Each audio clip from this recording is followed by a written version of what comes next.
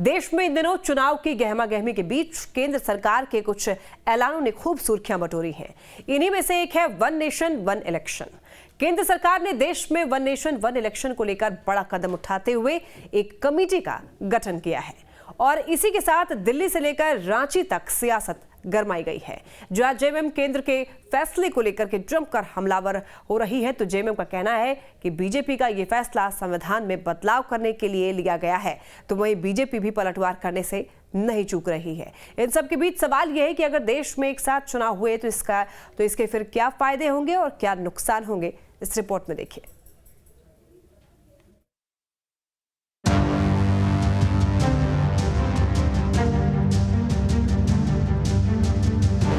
दिखता है कि ये कमेटी देश के संविधान में आमूलचूल परिवर्तन के लिए बनी है।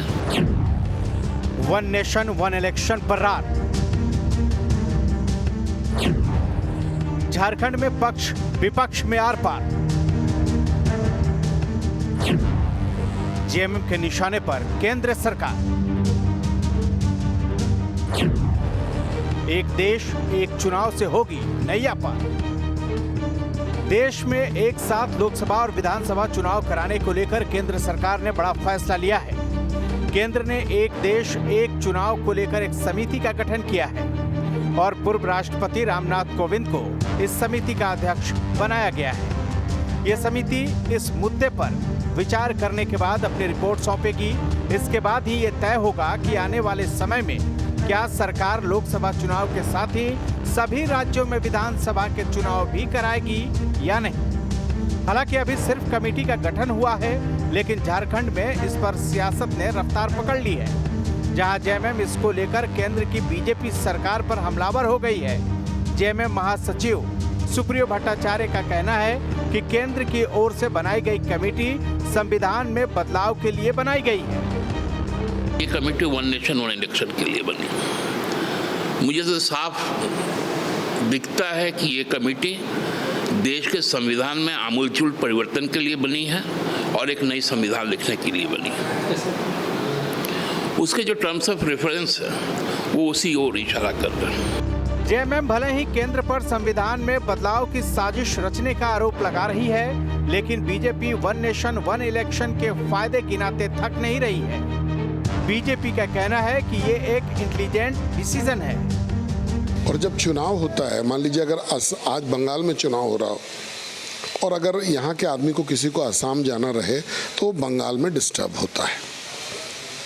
जो पॉलिटिकल लोग हैं वो उनको अलग से डिस्टर्बेंस होता है, लेकिन सबसे बड़ी बात है कि राष्ट्र का पैसा जो है वो खराब होता है। अगर एक साथ चुनाव हो, सभी राज्यों का और लोकसभा का अगर एक साथ चुनाव हो तो एक ही पैसे में सारा हो जाएगा और 5 साल तक फिर कोई व्यवधान नहीं रहेगा।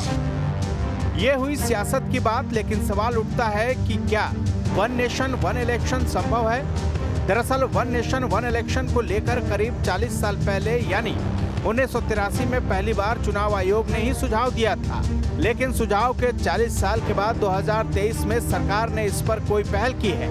एक देश एक चुनाव को लेकर पक्ष और विपक्ष के आमने सामने तर्क है। इसके कुछ फायदे हैं तो कुछ नुकसान भी है। सबसे पहले बात फायदे की करते हैं। बार बार होने वाले चुनाव से पैसों की बर्बादी होती है। वन नेशन वन इलेक्शन से बार बार चुनाव कराने का झंझट खत्म हो जाएगा। एक साथ चुनाव होने से बार बार सरकारी विकास कार्यों में रुकावट नहीं आएगी। काले धन और भ्रष्टाचार पर रोक लगाने में मदद मिलेगी। पूरे देश में चुनावों के लिए एक ही वोटर लिस्ट बनाई जाएगी, यानी इसी के लिए भी चुनाव कराना आसान होगा। हालांकि एक साथ चुनाव कराने के फायदे तो हैं, लेकिन नुकसान भी काफी है।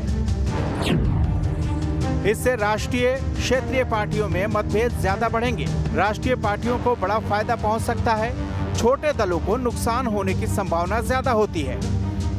एक साथ चुनाव से नतीजों में देरी भी हो सकती है। इसके अलावा प्रक्रिया से संवैधानिक और ढांचागत चुनौतियां भी सामने आएंगी। जैसे हर सिक्के के दो पहलू होते हैं, वैसे ही एक साथ चुनाव करवाने के फायदे और नुकसान दोनों हैं। अब कमेटी के गठन के साथ ही इस पर सियासत तेज हो गई है, लेकिन बयानबाजी के बीच इंतजार है कमेटी की रिपोर्ट का, जिसके आधार पर फैसला लिया जाएगा। रांची से कुमार चंदन के साथ bureau report, news state, Bihar Jharkhand.